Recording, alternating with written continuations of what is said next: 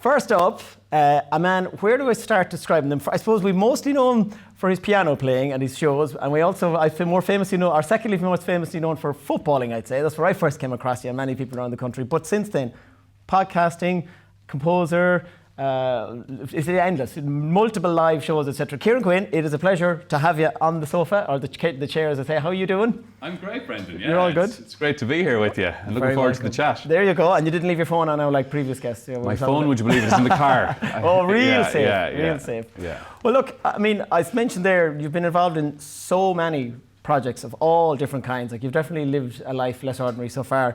But is there some job or project that you haven't really sunk your teeth into, that you are thinking of, that might be 5 years down the line or 10 years? Like, is there anything there that we don't know you're planning? Oh, look, I don't know about that far, but I tell you, I was walking through town the other day and just down by Ulster. I was in town early on Sunday morning with my son. We went for breakfast in Ulster. And there's this sort of rocky, almost like a little pier that comes out from Ulster into the middle of the river. And there's this sort of square platform in the middle of the river.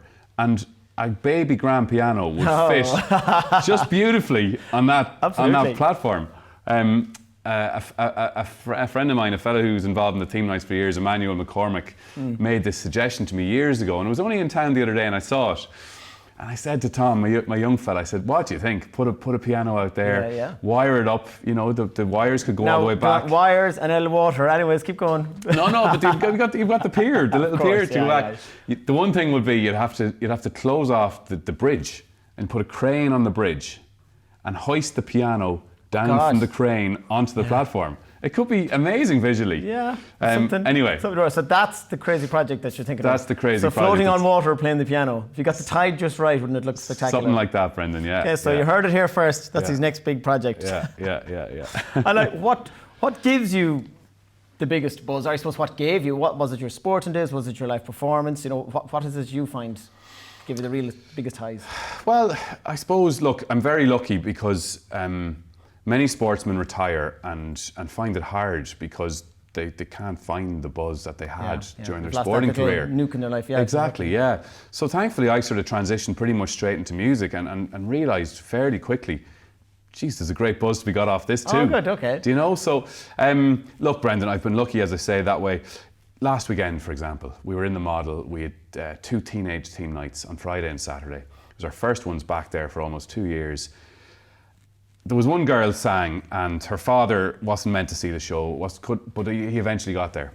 And I won't mention any names, but I went out into the foyer afterwards just to say hello to the parents, say hello to the teenagers, see how everyone got on. This man didn't say a word to me. He came up to me, he clenched his fists, and he had just this look in his eyes that just said, I'm so proud and I'm so happy my daughter got to do this. Yeah. And it was just that moment, I just thought, this is amazing that people are having this reaction to what you're helping produce. Exactly. That people are having this reaction, and just, you know, it was amazing to see the teenagers back up on stage and the buzz they got off, and the buzz we got off it too. Yeah, you know? Well, I'm sure just to see it on it, but like that is funny that you say, like, it wasn't necessarily you being centre stage at all, but yet you got more of a kick off out this of that. fella's reaction. I just thought it was amazing. It is lovely, like, and I think you were to be hugely commended. I'm not just kissing your arse because you're here, like, but I see the team nights from afar, and I've seen some of the videos with Freya and Senna. I've seen that video; they were magic. I just love that energy. I think there's a huge void of an outlet for young musicians to just try it, even if they don't necessarily become professional. But you're giving so many people just a taster. They might do it once and then go away and come back. So I think fair play, because I know it takes a lot of work to put them all on, but it's a huge outlet, and as I said, like, there should be some kind of a scheme set up, and whether it's you or someone else or a collective goes, we'll put these on all the time and help them, but you're doing it on your own. So as I said, I can see the buzz and why you get that buzz. Like, it's lovely. You do, Brendan, give them the opportunity rather than just sitting in the audience, you know. So fair play. Yeah, thank you. And with all your sporting and piano escapades, like, just to go back a few years, which came first? I know you said football was the main thing, but was it when you were young you were always doing piano and sport, or? Yeah, I would have done both growing up. You know, all sports. I was probably more into soccer than Gaelic for a long time. But I suppose college came and football sort of began to get serious maybe at the age of 20, 21. whereas music didn't start to get serious till maybe 26, 27. Really? Yeah. But had you been learning it obviously growing up? I learned it growing up, and then I stopped it. I gave it up at the age of 12, Brendan. I hated it. Now, the old question, did you hate it because it was the tests and the grades and the classic? I don't mean there's anything wrong with class, but I know lots of kids. I want to learn songs I know. So was it a bit like that for you as well? That was exactly it, yeah. And look, as you say, the grades are great in certain ways and teach you really valuable skills as a musician, but they weren't the skills I wanted to know. At that age? No, I wanted to be able to figure stuff out myself, play the songs I was into. Yeah. And so I remember at the age of about 16, I was in Irish class daydreaming. And who wasn't? Yeah, who wasn't? Yeah, but the bass line of U2's "With or Without You" is going round and around my head. Do do do do do do do do do. 4 notes over and over in that bass line, and I was here in my head, at age 16, trying to figure out what those notes were, and eventually thought I might have a handle on this. Ran up to the piano after Irish class and tried it. And you talk about a buzz earlier on, Brendan. The buzz when I sat down and realised that the 4 notes I'd been working out in my head were the actual 4 notes on the piano.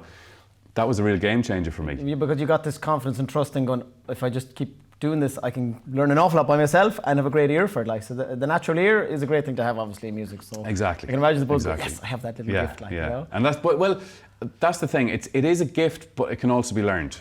No, I know what you know. And so that's the way I teach piano now, Brendan. Because that's what worked for me. So I teach people to play by ear, and there's kids like Finian's age or Tom's age who are way younger than I was at 16 who could do that no problem. Wow. So you teach them what the notes are, and then now can you figure that out yourself? Yeah, or just say, right, Jingle Bells starts on B. Yeah. See how much of the rest of it you can work out. Okay. And off they go. And you'd be surprised about how many that can do it. It just wasn't a thing to learn the piano that way for such a long time. Yeah, true. It's like, I did it myself years ago as well. And I know the feeling, and I do see it happening a lot. But again, I think a lot of modern piano teachers do. Is that what you would do as well with some modern young kids? What you want to learn first? Yeah. And that's the way they get hooked from there. Yeah. You mentioned there, like, obviously that you stopped piano, and that was my next question. Was there ever a time where one tore you away from the others? Obviously, I don't think piano ever tore you from sport, obviously, but that was later in life. But you just said there you did stop. And was it the good old college girls in sport, or what was it? Oh no, it was way younger. I was 12, Brendan, and I just rebelled against it. You still do? Okay, you just said didn't want to do it. No college girls for me at the age of 12 now. But I just didn't like the way I was being taught. Rebelled against the piano, and luckily, actually, my parents said, "Do you know, Kieran, that's okay. We don't mind. Give it up if you want to give it up. You give it up." And they had the foresight to think, if we force him to do it, he could be off it for life. Yeah, whereas very true. at least if he does this, he might get back to it. You had a baseline and you had a little taste, like. Yeah, exactly. And then we're crossing over, as you said, into your sport. So college, was it like Sigerson, or did you play all that level of Gaelic, was it? And then when did you start coming into county teams as such? It all happened very fast, Brendan. I played Sigerson football with Trinity in probably the year 2000, at the age of 20. And within 6 months, I was playing under 21 football and then senior football with Sligo. Did you ever play minor at all? So never played minor. So just bang, straight in? Yeah. Okay. Yeah. You don't ever do things by half. That was like, I'll try that. I mean. Well, look, I think I was tall and I could run, and they probably needed someone like that. And I learned. I wouldn't have played much football in my teens at all. And so was probably lacking a bit skill wise, but worked hard at that over the years. And as I say, maybe my height and my engine got me through a good few games in those early days. Well, I watched you as a Galway man. I watched you many times, especially. And the next thing is 2007. I mean, I was living in Sligo and I was like delighted to see you win. But the sportsman in you going, oh, you always want your home county to win. Sure. But like, what a fantastic day! And that was my next question. Actually, was what was your greatest sporting moment? Was it that day, or was there some little smaller incident underage or something, or where was it? I was only thinking, Brendan. You were kind enough to send me some of these questions beforehand, so I could maybe think about it a bit. And so this is a hard question because the 2007 final certainly was so special. On a macro level for the whole county of Sligo, and to be part of that, because it's only the third one we ever won in our history, and still is. We've only ever won 3 Connacht titles. It's mad. Obviously winning my club. We won a club county championship in 2005, which was the first one our club, Kildare Strandhill, won in 98 years. 98? I didn't even know it was that which was massive as well. Those were 2 huge wins. I was only thinking today, though, about, it's almost 20 years ago, and it was the summer of 2002, and we played an All-Ireland quarter-final in Croke Park against Armagh. Armagh. I think it was up there that day. But did Galway play the same day? Yes, Galway possibly did before us. Yeah, that's right. And Armagh went on to win the All-Ireland that year, so they were a proper team, you know. But we were about 6 points down with 15 minutes to go, a man down, and we chipped away at their lead. Didn't score any goals, but just point after point after point.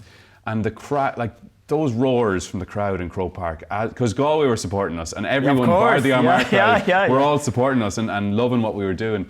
And I'll never forget just the feeling of you were on this wave of noise, and you couldn't but jump higher for the next ball, lifted, you know, or kick the next one, you know, more accurately or whatever it was. And just just the feeling of that noise and the feeling of, we have them here. They're on the rocks here. You could smell it like you really could, you know. And then just the final whistle came, and we just didn't have the time to get that last point, which could have won us the game. And we ended up drawing it and losing the replay. But you know, we were close that year. We were close. And I know you look back now, and I suppose it's not at all. You can look at things like, oh, regret, we could have this, could have that. You equally go, all those magic moments we got to experience must be special. Like, I mean, people say about Mayo, it's like, well, they've had loads of great days out too. I know they've had some losses, but how many quarterfinals, semi-finals, epic memories, like. So I presume it's the same for you. I know some of them is disappointment, but it must be magic to have that memory. Look, as a Sligo footballer, to have won a Connacht Championship, to have played in Croke Park, I think I played there 6 times, Brendan. Wow. You know, which is great memories. It must be the greatest buzz ever. As a GA person, it must be like just unbelievable. It is. And you know, I was lucky. We were part of a really good team, and you know, lads can play for Sligo for 15 years and not get to experience any of that. Yeah, no. Do you know? So look, you compacted in all. I was lucky for sure. So with your team nights, you obviously have a huge management job there. Like, would you ever think of becoming a GA manager, or have you done it that I don't know of in some underage level maybe? I you know, my children both play, and I helped out a bit last year with Tom at the under 7s in Calera, and you know, it's not quite management at that age. No, caring. You know, there are different skills that you need. But I guess part of me would love to, Brendan. You know, part of me would love to. You know, I can see that certain strengths I would have would work. I'd need to learn other bits and pieces. You know, I have no experience in coaching or training or, you know, what drills to do, and that sort of stuff. But you know, the interest of managing people and trying to get the best out of people, I'm sure some of the stuff that I do in music would translate across to the GA. You know, I think it's a huge man management job now, and there's loads of coaches that do the drills, like as you said exactly. So I definitely think from watching from afar, I think you've. Well, I'll start at under 7s and under 8s, and I'll learn my trade. I'll learn my trade, and maybe in a few years I might be ready for something else. So, last sports question. Who was the best player you played against and with, and who was the most underrated player you played with? Best player I played against, like the best midfielders back in those days were Darragh O'Shea, Kieran Whelan, Paul McGrain from Armagh, Nicholas Murphy from Cork. You know, I would have played against all them bar O'Shea. Like, they were. Nicholas Murphy cleaned me out one day in Croke Park. You know, I'll never forget that. He's just a giant of a man, and he could jump and he could play. And there was just no way it was just very hard to win any sort of ball off him. I'll never forget that day. It was just a real lesson. Do you know, in that day, because it's an art. Oh, it is. I read Kevin Walsh's book, and even the simple things of stepping 1 foot to the right, stopping that guy's run. Like, so I say you will cut your teeth along the way. Yeah, that's the thing. Guys. Like, you know, you would have been used to playing against certain midfielders or midfielders of a certain level, and you might have fancied yourself against some of them. But then, you know, you only got to play against these guys very rarely. And so whatever lessons you learnt, and I learnt plenty that day on Murphy in Croke Park, but I never got the chance to go up against him again. Okay. Do you know, give him to match it back. So if you're watching, he wants to play in junior football somewhere like that. Yeah, so certainly I remember that day. He was a brilliant midfielder. Do you know, underrated teammate? I always think, going back to 2002, Brendan, and that was a really, really good Sligo team. I always thought John McPartland, and I'm biased, he's a Calera man, a friend of mine, but he had an amazing year that year, and John deserved, you know, I think we only got one All-Star nomination that year, despite our efforts, and that was Eamon O'Hara, and he deservedly won it.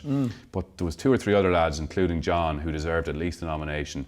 You know, John ran Kieran McGeeney. You know, he took him over and back the length of Croke Park, and he just was a very smart footballer and had a brilliant year that year. And you know, I'd have a lot of time for John as a person and a footballer. And then you're like the best teammate you played alongside.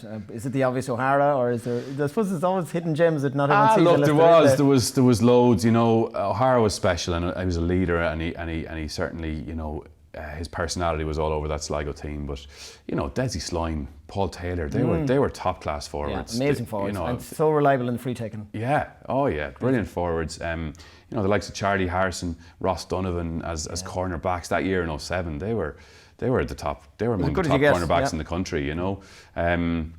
Yeah, look, I could go on, but as I say, I was lucky to play with lots of great footballers over the years. But then, as you said, you finished up, like obviously the world of team nights and playing inter-county football were never going to work, especially with the risk of fingers being broken. So like, was there a reason you stopped at county level and at club level? You know, were you just sick of it, or did you just feel I can't give any more? Or was the music starting to really come to the fore at that point?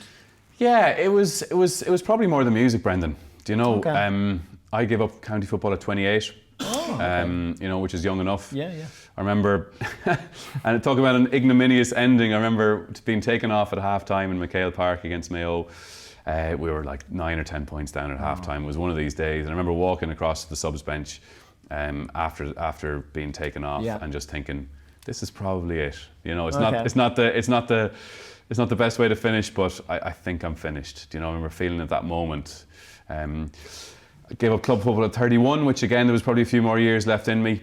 But I remember that year, one of my final years at club football, and I was out before we had a county semi-final, and I was out a couple of days before, just practicing my fielding with a goalkeeper and with one of the lads forwards. So the keeper would kick the balls out, I'd go up, field it, kick it into, you know, practice my passing into the forward, and he'd have a shot on the keeper, and we were just doing this over and over again. Went up for a ball, and it came down, as you know, on your finger. You know that feeling. You know that feeling. So sore. And I just knew, I heard a little crack, and I knew something was up. So we're in the house afterwards, and I was saying, like, this wasn't even training; it was extra training. It's such a time for it to happen. Yeah.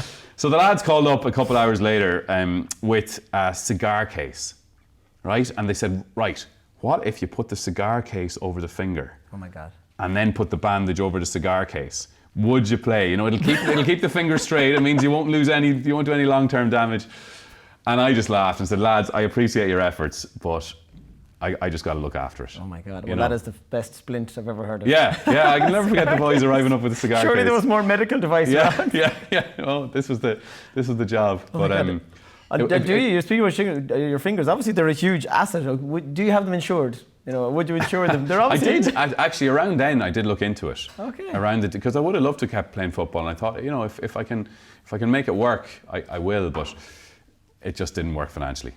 You know? So you can, but it just you can insure they'll give you a huge fee on it. And it would have cost a lot. I asked that question a half of a joke, but it would be sensible, you'd imagine. I did look into it. Now it's not, you know, the risk of the likelihood of breaking a finger now is very small since I don't play football anymore. And so no, not now, but certainly I did look into it. Yeah. There you go now. And like, say if something happens to you the day of the show, or the day before, what happens then? Do you just go, I'll just be the intro man on the mic, I can't play my finger? Or do you have someone that'll go in? Yeah, like I remember back in 07, we were, again, I got a bad finger injury one night at training, and I had a gig that Tuesday night in the Strand. And I headed out. I played with my left hand. I had the right hand in a sling. One-handed? And I played one-handed. Of course you did. Yeah, well, I had a few lads with me, so it wasn't just me. It was just me now trying to play piano one-handed. That's a disaster. Okay. But at least I had a few lads with me, and I could sort of cover. But I had the right hand in the sling and was belting away with the left. So if it happened to you tomorrow, it's like Niamh Crowley, she'd probably play anything anyways in a heartbeat, so you wouldn't have to stress too much. Niamh, and there's plenty of others around who could sit in at short notice. Yeah, no doubt, especially on Sligo. Yeah, for sure. So how many team nights have you produced now at this point? 27 adult and 24 teenage as of last weekend. So it's 51 altogether, Brendan. Yeah. That's mad. Yeah. How long, what's the timeline? Let's say you have a show in the 15th of December, is it the 14th? So how early do you decide that team night? What's the time span and what's the workload involved? Do you know what I mean? Do you have a core team, etc.? Who picks the songs, all that kind of thing? Yeah, so you'd probably usually pick the theme maybe 3-4 months out. Okay. And yeah, the set list is the first thing that comes together, and your performers, who's going to sing what order are the songs going to be, what are the big numbers, what's the choir going to be in, what's the horn section going to be in, how's the flow of the show going to go? You know, you got to start big, you got to finish big, but you got to have a few peaks in between as well. So you're thinking about all that, trying to get the shape of the show. Then you're thinking, who hasn't done one for a while? Who haven't I asked for a while? Who would suit this theme? You know, what singers are going to do a good job on this particular genre of music? all those questions. And then once you've your set finalised, then you start going to arrange stuff, you know, and you start figuring out, you know, do we need strings on this, or are we gonna change this arrangement up? And you'd be consulting with the singers who might have some thoughts on this sort of stuff as well. Do you have a core team that you kind of rely on, or do you just pick it yourself and then people feed in afterwards? You know what I mean? Do you have a little team you meet? Or do you have your own selectors? No, I do. There's so many people I would bounce things off. You know, obviously the core band have been with me for years. Yeah. Eddie Lee, Dave Flynn, Ken MacDonald, Steve Coleman. You know, those guys. You know, I can throw stuff at them half an hour before the show and they'll have it off. I would believe. Yeah. You know, it's great to have that. And then the likes of Niamh Crowley, we mentioned already. You know, in terms of arranging for the strings or the horns, or just a great head to have around in terms of planning a set. Marie O'Byrne and the Hawkswell from the production side of things. You know, Luke Devaney is a great head to have around. He's great opinions on what's possible technically. So look, there's loads of people, thankfully, who I've built up a good working relationship with over the years. And you know, you do rely on them. But it is a superstar team, like, you know, I know you played Vicar Street before, and I was telling people in Dublin, go see this. Like, this isn't just a bunch of messers from Sligo. Like, these are elite musicians, and Sligo's awash with this high level of musician. Like, so your nights are amazing to go see, whether it's the car park, whether it's the Hawkswell, or whatever. Like, you know, so anyone that hasn't been, highly recommend going. Like, so as you said, you're very lucky to have all these people near you. Like, and they're not just great musicians; they're really good heads. Good you know heads. What I mean, for thinking of different things. Yeah, exactly. So I know your wife Sinead has joined you on the nights as well. Any kind of future young Quinns coming up in the music world or veering that way? Look, you know, Nixie's 10, Tom is 7, so they're both learning. Nixie learns both learn piano. Nixie learns a bit of violin, has learned a bit of trumpet in the past, and loves her music. You know, has grown up with it, so you really see that. You know, it's in her. It's definitely in her, and look, it's up to her. She can do whatever she wants with music. To be honest, she's talented, and she's, you know, it's in her. So after that, it's up to her. And like, what has been your favourite team night? You know, like, and who's been your favourite team night? You know, like a one-off performance, someone who isn't a standard regular musician, let's call it, or singer, that has played or performed. What's your two favourites? The team night, Brendan. You know, I'm not a huge Elvis fan. Like, I like Elvis no more than the next person, but I would like other bands or singers more. But we did Elvis for theme night. I think it was theme night 19. Okay. I bet you're right on that number as well. Maybe I'd say 4 years ago, maybe December 17. And I don't know, I'd had a busy year at that year, and I remember it came to the end of the year and it was like, will I put this on or not? It was a question, you know. I felt I was tired, and I wasn't sure whether I wanted to do this, whether I needed another thing before Christmas, you know. Eventually we decided to do it, and there was something about, it was Christmas time, and the music is not that difficult. Okay. The songs of Elvis, there might be 3, 4, 5 chords. It was the first time we had a horn section with us. It was the time Shamie O'Dowd came out at the start of the show, and with no instrument, bar harmonica, and danced, sang Hound Dog, and danced for the audience. My God. You know, it was the time Sinead Conway sang American Trilogy. And there was just so many things about that show that worked. And just, for me, having had that year, which was really busy, and I was feeling the effects of it, I just felt like putting on that theme night was like coming home. It was like meeting all these people who you're so comfortable with, in the Hawkswell, with an audience who you're so comfortable with. And I was so glad I put them on. And the feeling after that theme night really gave me the impetus to go on and plan Vicar Street, which had just happened about almost just over a year later. Right, okay. Because I've been thinking about that for years, never got around to it, but the feeling after that team night was so strong that I thought, right, we're going to go for this. And so, look, that team night will always stand out to me for those reasons. Okay, probably the hard work before, the headaches you had before maybe made it, as you said, that bit more special. Yeah. And who was the one-off performance? You know, as I said, maybe some of this isn't as obvious as others. Was there one, maybe a young person, might be a teenage night, you know, was there one person that just hit you when you seen them? That's a hard one, Brendan. And I'm not saying to pick a favourite, but like just one that comes to mind now. One did come to mind just there as you were answering the question. And this man is an amazing singer, one of Sligo's most famous singers, but hasn't done many theme nights over the years for one reason or another. But we did Stadium Anthems, was theme night 16 in the car park. It was the first car park gig we did. And this man, Barry Brennan, decided to do Heroes by David Bowie. And Barry has a unique way of getting the feeling and the emotion of a song across, and he's a unique charisma and a unique presence.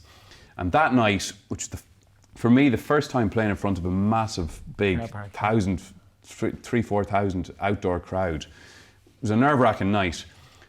But for those few minutes when Barry was singing this song, I believed, the crowd believed, the band believed, we all believed that we could be heroes. Okay. That's the song he sang, and just however he sang it, I just went with him out for the ride, and it was just an amazing feeling. You know, he is a unique performer, isn't he? He really is. Physical. He really is. And look, there's loads of others, and there's loads of young people, especially. Yeah. But just look, I had to pick one. No, of course. I backed you into a corner. That's the one that immediately came to mind. Yeah. And I'm sure people can watch that back. I know you put up nearly every song, so they're all online. It's on YouTube, yeah. And like, you know, with regards gigs, you've played everything now at this stage. But like, do you still go, oh God, I love just sitting down beside the fire in Hargadon's or in Connolly's? Or do you like going, no, give me the big stage in the car park? Like, what's your kind of favourite gig? You mentioned it, Brendan. If I had to pick again, it's a theme night in the Hawkswell. That is special, but there's also something special about sitting down on a Monday night, pre-COVID and hopefully post-COVID, in Connolly's with Shamey. You know, there's no big effort or planning, or just go in. And you just go in, and it's like going to the gym for 2 hours for your fingers and for your ear. You know, Shamey will throw stuff at you, I'll throw stuff at him, and we just go for it. Yeah. And you really don't know what's going to happen. You don't know, it might be another musician with us as well, and that might influence the shape of the gig. But for those 2 hours, you're just there, and you just have to respond to whatever is thrown at you. Yeah. And for your fingers, as I say, for your musical ear, there's nothing beats it. And the feeling of, you know, often pub gigs, you have people in, but they're not there for the music. They're there for the chat, and the music's just there in the background. Yeah. I'm sure you've experienced that yourself, Brendan. Yeah. But there's something about that Monday night in Connolly's which was special. People came in, and there would be lads down the far side of the pub, they'd be chatting. But anyone who was up our end was there to listen, and there was a lovely respectful silence, and there was something special about that gig, and I really hope things allow us to do that again, maybe sometime in 2022. It is a great gig. Yeah. So your new album is out to the public on Friday. People that sign up to your newsletter get it early, was that it? Or people that funded it, was it? Yes. Okay, yes. So you can sneak it in if you were one of those lucky people, and I've had a listen, and it is amazing. But like, you use Kickstarter to fund it, and like, do you feel trying to produce an album nowadays and selling it without that pre-backing? Because I mean, you don't have a record deal with whoever. Like, do you think that's the future of kind of, let's say, more local bands? You know what I mean, and musicians? Is it nearly impossible now to just risk going all in? Do you know what I mean? Or would the album have come about if you tried to do it yourself? Would you have risked it? Well, not an album like that, Brendan. Yeah. It was that's the first time I've used Kickstarter or anything like it. Do you know? And that's my 5th album. Do you know? So all the 4 albums before, I would have funded myself and relied on whatever sales you make to fund it. And to be honest, you'd be lucky to break even on any of them. Yeah. This time it was a bigger project. Like, there's 55 musicians on this album, Brendan. Wow. And you know, I wanted to pay people for their time. Yeah. Do you know? We got it professionally recorded. You know, a lot of hours went into it, and I didn't want to be asking people to do this for nothing, especially in COVID times when there's no work anyway. So I really wanted to pay people for their time, the professionals who put in their time.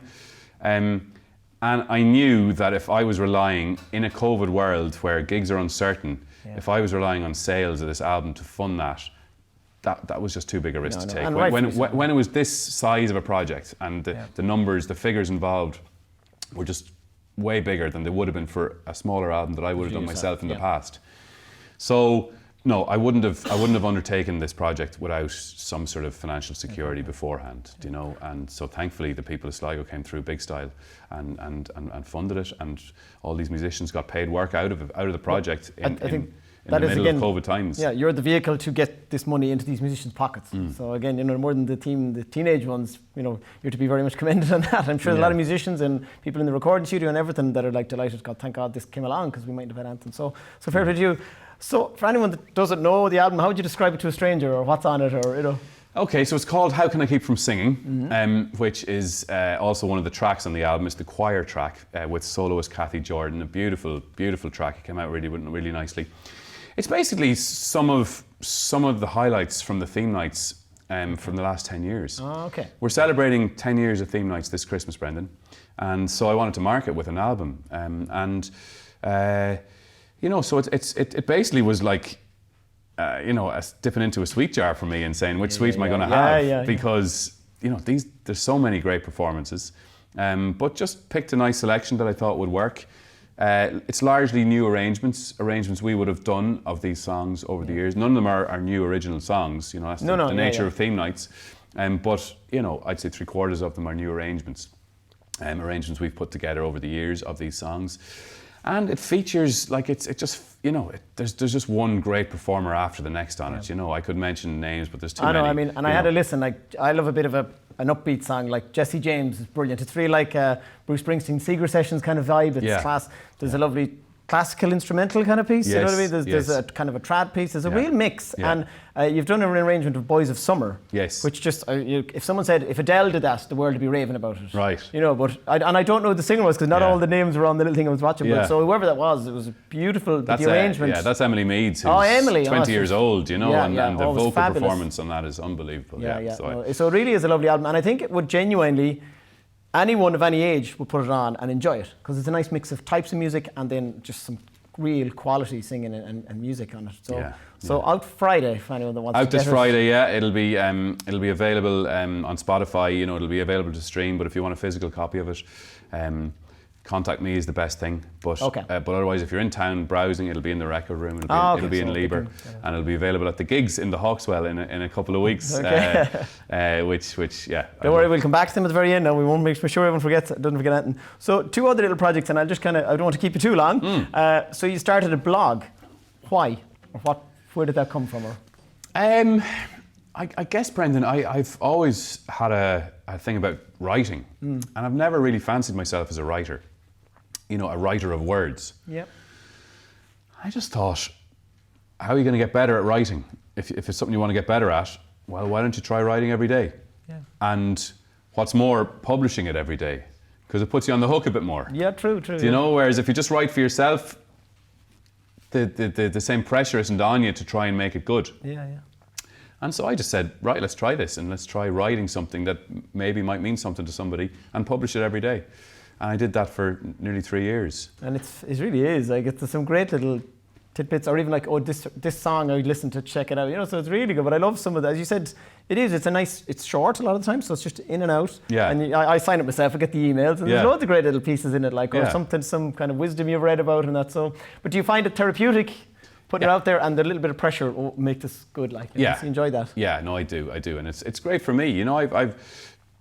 You kindly put me in touch with the Sligo Weekender, Brendan, a couple of years ago, and I write a column for a newspaper now, which is an amazing thing to do that I never would have thought of. But it is unique. That's when I said it to them at the time. I said, this is a nice, unique piece of writing in town every week, and I'd say a lot of people read it. And I'm sure you've got many replies to many things over the years. If someone saying resonates with me. Exactly, and not everyone will resonate with everybody. Yeah. But if one resonates with one person and they tell you, it's lovely to hear the feedback, and you hear lovely stories from people about why it resonated, and some sad stories from people. Imagine. People are great at replying and interacting with it, which makes it easier to keep doing it.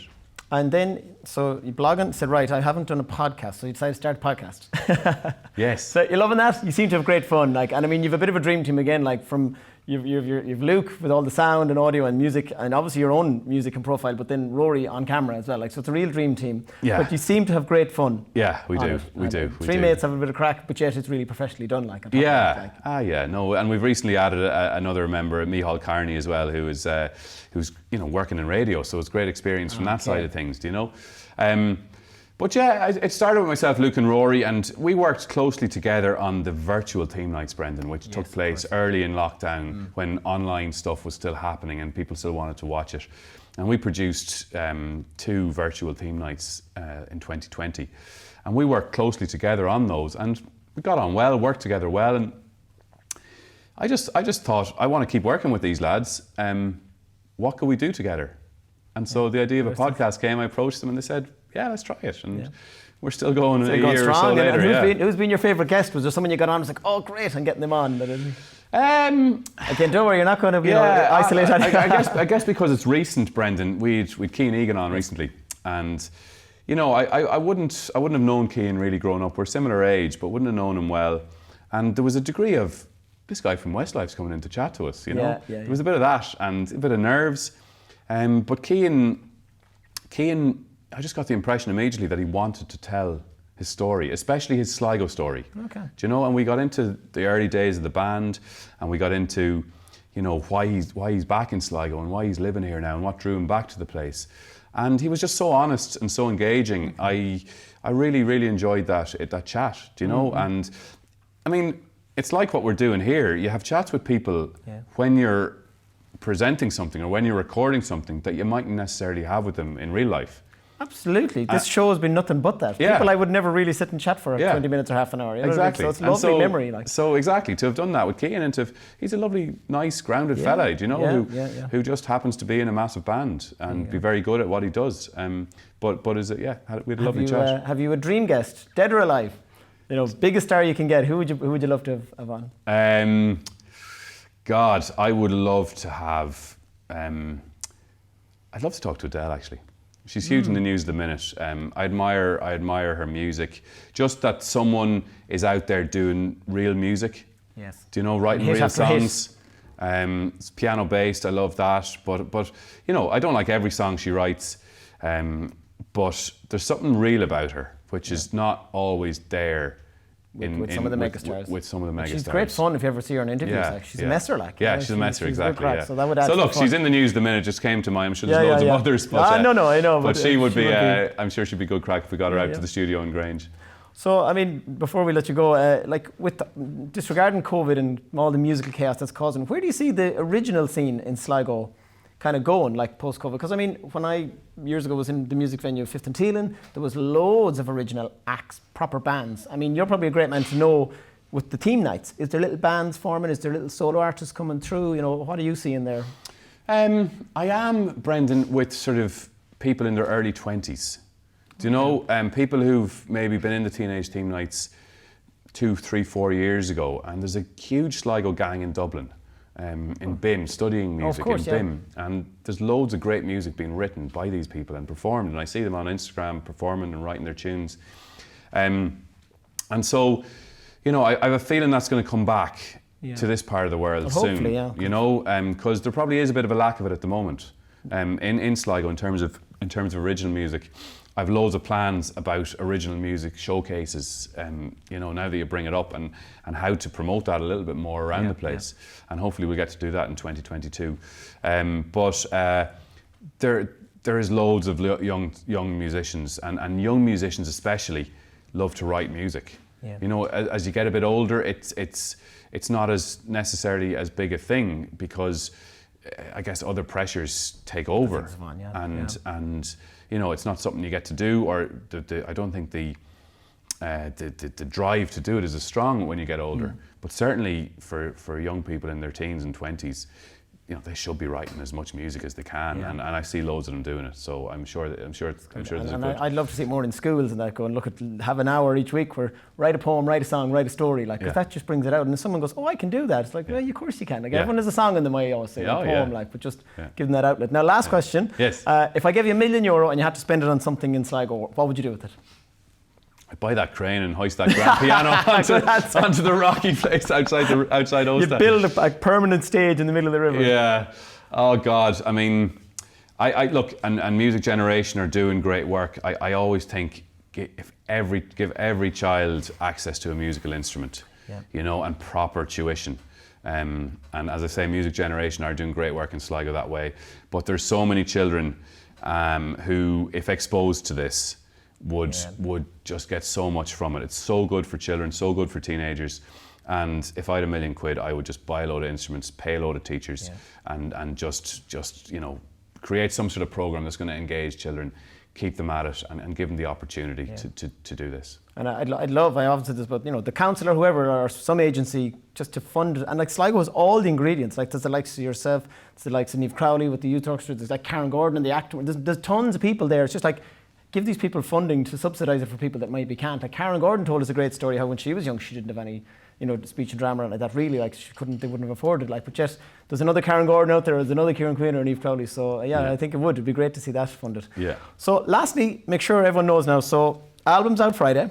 Albums You at can get Friday. it physically in the shops or online. Is it kieranquinn.ie? Correct, Brendan, yeah. Okay, and then the shows are on what date? Shows are going to be massive, Brendan. I can't wait for these shows. Yeah. We are performing a load of tracks from the album, and we are performing a load of Christmas songs because it's that time of year. I spoke earlier about that Elvis theme night at Christmas, and I just sense there's going to be just such a lovely feeling about these shows. 16th to the 19th of December in the Hawkswell. 4 And is nights. there still a couple of tickets probably? There are Only actually, a few. Brendan. Yeah. No, just given the current climate, I I think people aren't a little bit more hesitant. But I think if numbers go down a bit closer to Christmas, get the Christmas spirit. We're going to do these so safely. We've employed somebody specifically to assess the COVID risk and take measures that risk is going to be minimised. So we're going to do it right, but there's going to be, and we want to do it right so that people are comfortable performing and comfortable watching it. So they're going to be great. Hawkswell Theatre. Well, I'm going myself, and I can't wait because as you said, it'll be a lovely lift after everything we've been through, and it's going to be a great night. Yeah. So for all other things, whether there's piano lessons, the podcast, the blog, kieranquinn.ie. That'll send you everything everywhere on you need to there. go. You'll find everything there. Yeah. Kieran, I've been looking forward to having you since the first series. We made a rule we wouldn't have the obvious popular guests in the first series. We'd kind of bring in some meet people that not everyone would know. Everyone knows you in Sligo. So that's why I said, no, we'll hold him. So I've been waiting for a long time to have a proper chat.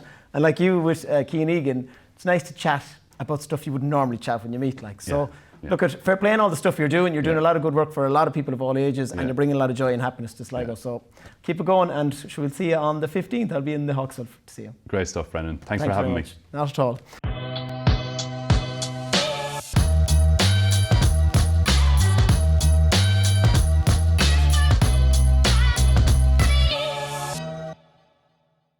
So if you liked what you just seen, don't forget to like and subscribe on our YouTube channel here. We've loads of great interviews from a load of really interesting people over the series. And if you're on social media, which I'm sure loads of you are, we are on Instagram and Facebook, so give us a follow there.